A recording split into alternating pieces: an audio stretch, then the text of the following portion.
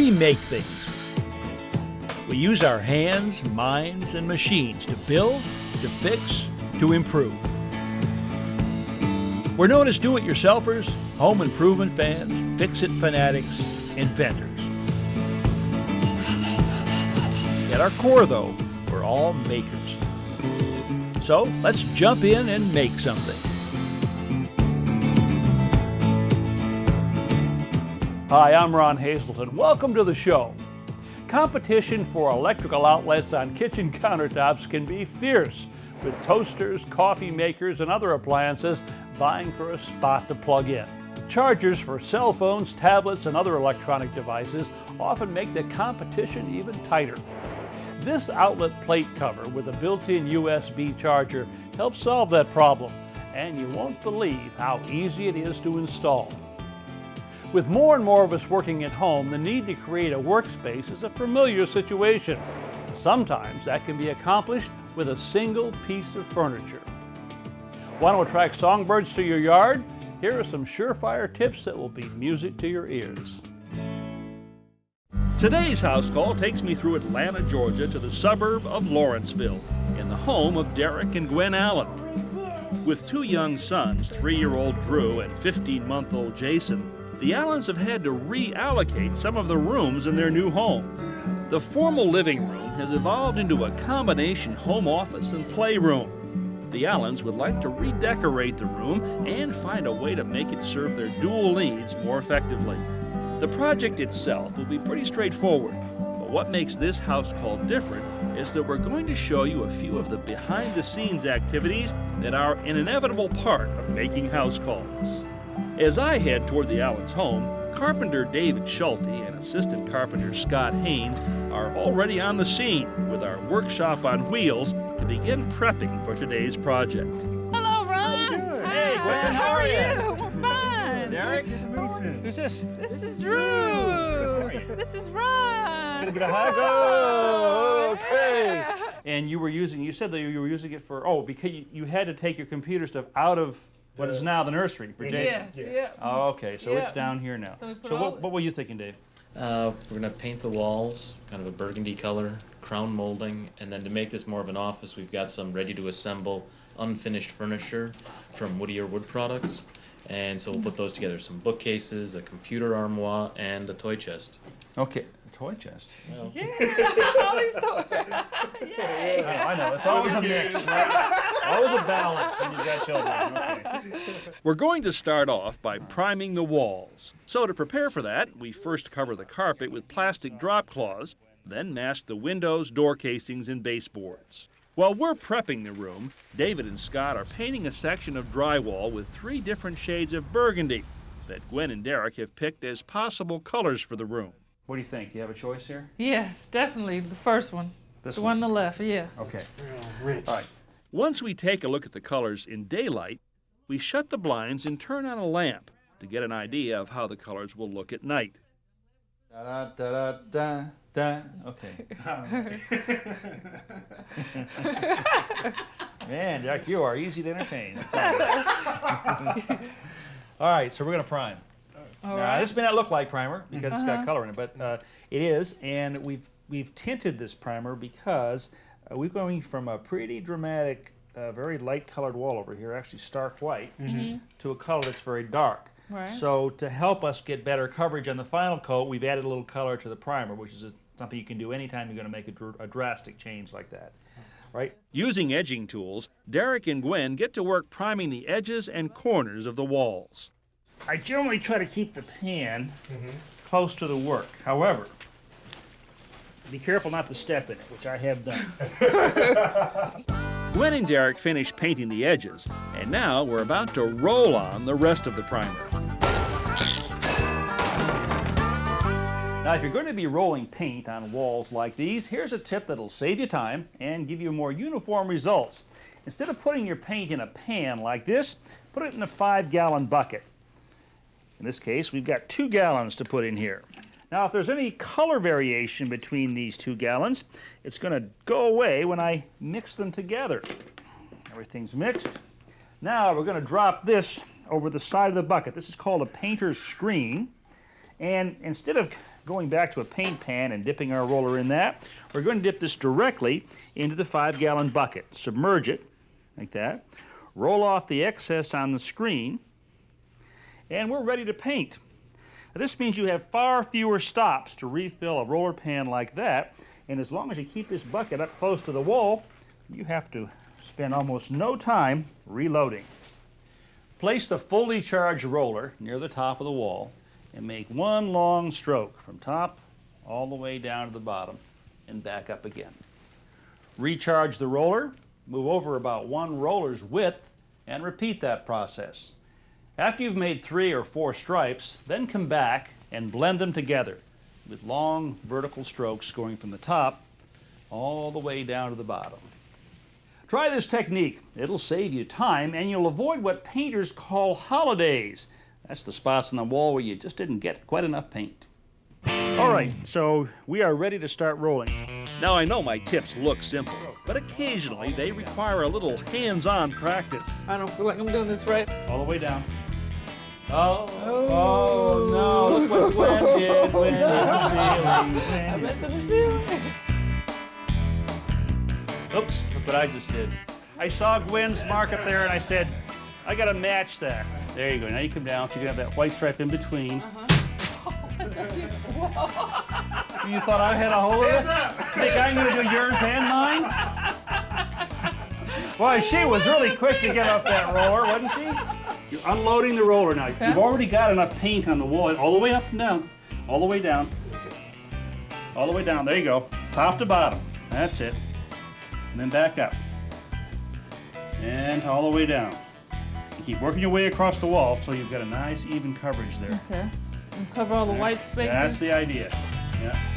If part of a house calls project involves repetition, like assembling all this furniture, I often do some of the work on camera while David and Scott work off camera. Hey, Ron, we finished with the primer. You did? Yeah. That's pretty Finally fast. finished. Yeah, it was pretty quick. Okay, so while that's drying, let's go ahead and start putting some of the furniture together. Okay.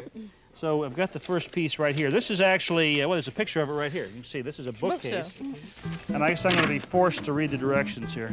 Now, everybody pay attention. Place the right side panel A on the clean cardboard inside the box or on a carpeted surface with the holes pointing upward. Screw cam connectors J into the holes for the permanent shelves as shown in figures 1 and 1A. Wow. Okay. Whatever.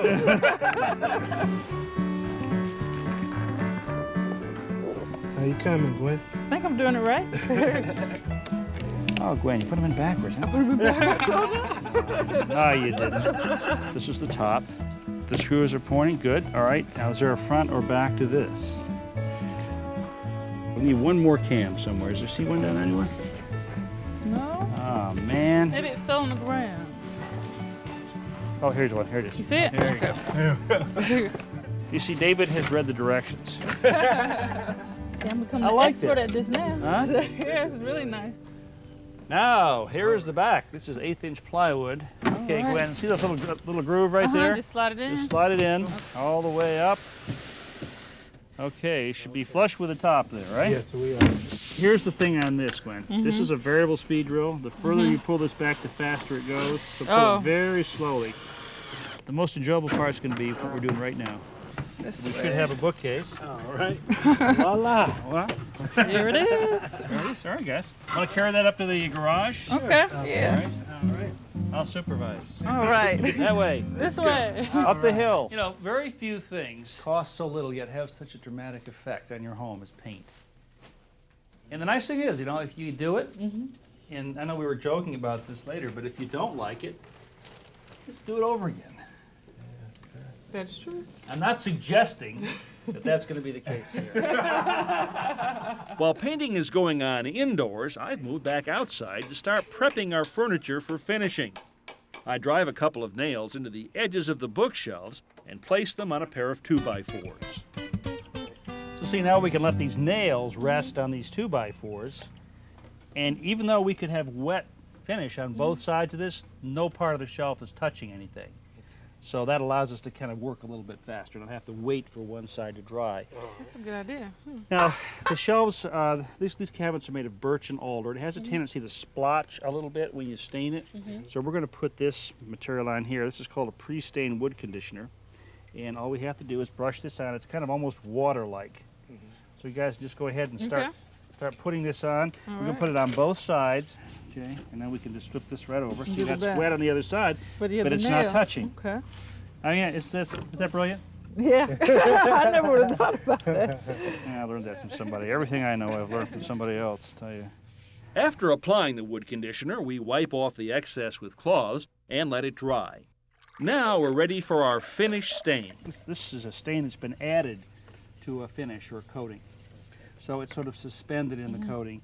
And again, because of this kind of wood, the birch and the alder, it's going to go on with less spotting and blotching. It's important to apply the finish as quickly as possible to avoid leaving streaks and lap marks. And then come back with nice long strokes like this. Okay. Once the finish dries, we rub out the surface with fine steel wool to remove bubbles or trap dust particles. Moving the steel wool in long strokes in the direction of the wood grain prevents scratching. Next, we run a tack cloth over the shelves to pick up any residue. Then we'll apply a second coat of finish. All right, we are going in search of some studs, wall studs. All right, so Gwen, there's a stud finder for you. Okay. Derek, you guys climb up there. Back inside, we're going to install some crown molding, so we locate and mark the wall studs. Let's put up some crown molding. We're going to be putting up a simple-to-install miterless crown molding system that requires no angled cuts. Using construction adhesive and finish nails, we first attach inside corner blocks. Then at the center points between the corners, we put up divider blocks. While crown molding can be nailed to the wall and ceiling, I prefer to use small triangular mounting blocks, which we attach with construction adhesive and nails.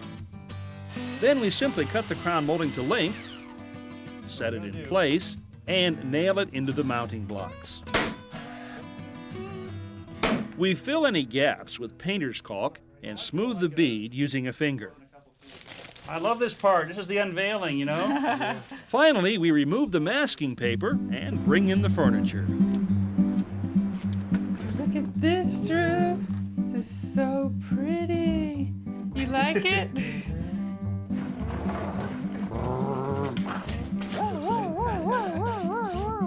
You can't run into a police car like that. Oh, yes, I can. I can drive anywhere I want to. Oh, you can't. This is the police. Do we have to put these away now? No. So I'll trade you. Come on, the car for the paintbrush. Okay, buddy. Tell him thank you. How does this work? Comes up? It goes down. It goes down. Comes up? And down. Goes down. Well, there's no time for sitting down on the job just yet. Once we've settled on a location for the furniture, I want to take an important precaution. Tall cabinets like this one and children can be a dangerous combination. Children tend to want to climb up on these, use them as ladders. And if they get up too high, well, they can tip over. The solution is really simple. Just install a small bracket on the top. First, attach it to the top of the cabinet.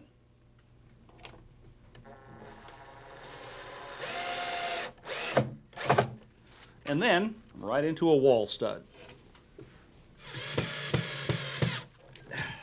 There, now that's safe and secure. One added precaution, keep things that are attractive to children off high shelves, down low where they can reach them without having to climb up. Go. Yeah, Huh? hey, come on in. Come on. Hey. This is Not awesome. bad, huh? Awesome. Got a nice workspace here. Keyboard, monitor, little shelf over here. But you know what's really cool about this? A piece of sheep. Well, it works really well as an office. Look at that. This goes up, locks here. This slides in. This closes. This goes. Hey, Drew, put the chair over there, would you, hon? Yeah. Let's show Mom and Dad how we can transform this room from an office into a room that's multi-purpose, so we can get down to the really important work at hand, which is come over here and play with the toys. Huh? Hey! A place for So the you like the color? toys. You like the We color? love the color. Great. Perfect. Perfect. All right. Just what we wanted. And it was good for you guys? Oh, Yes. man, I enjoyed every minute of it. And we learned so much, so now we're real confident to do other projects too. So watch out. We're going to do lots of weekend projects That's now. the best thing I could hear, guys. All right. Hey, Drew, coming at you, buddy. All right. Well, our day began with a living room suffering from an identity crisis, but has ended with a great-looking space that offers something to every member of the family. Having songbirds visit is one of the joys of having an inviting backyard or garden. It's always a pleasure to see the variety of birds that drop by for a rest, a bite to eat, or a drink of water. One of the ways to turn your backyard into a haven for songbirds is by putting out bird feeders. There are 3 basic types to choose from. A hopper feeder has 4 walls and a top to protect food from the elements.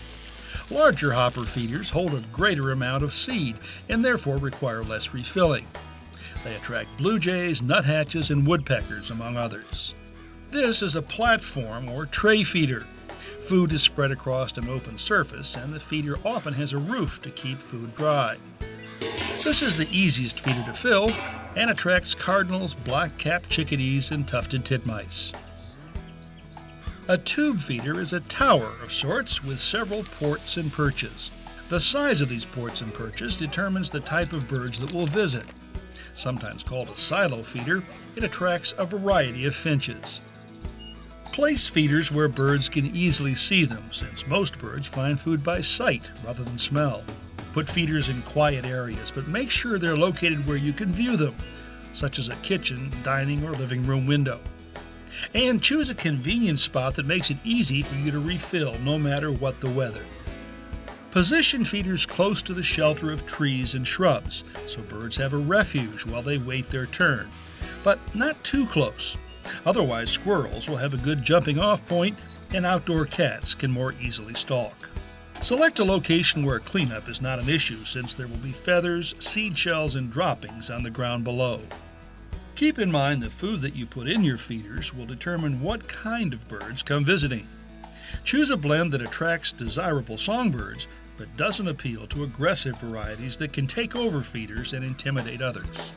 And remember, birds need water as much as they need food. Consider a bird bath for your backyard, or if you have a pond or stream, place a flat rock in the center to serve as a perch. Or place a large saucer on the ground or on top of a tree stump and fill it with water.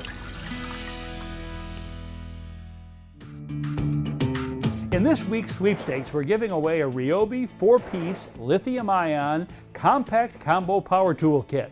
It includes a circular saw, a work light, cordless drill and charger, and reciprocating saw, all in a rugged carrying case. Now these tools are powerful, yet compact, lightweight, and easy to handle. The lithium-ion batteries hold a charge 40% longer. To enter the sweepstakes, just go to ronhaselton.com and click on the sweepstakes banner. I like to charge my cell phone in the kitchen. Problem is, there's a lot of competition for electrical outlets, and often I need to unplug an appliance before I can plug in my charger. This clever device from SnapPower solves that problem by incorporating a USB charger port into the cover plate. Installation is simple. I just remove the existing cover plate, slip on the SnapPower unit, and replace the screws. This built-in charger draws its power through these tabs that make contact with the terminal screws on the receptacle. Now I don't have to give up an outlet to charge my phone, and since the phone charger is no longer protruding from the receptacle, I can move countertop appliances closer to the wall. Power to charge my phone in a snap.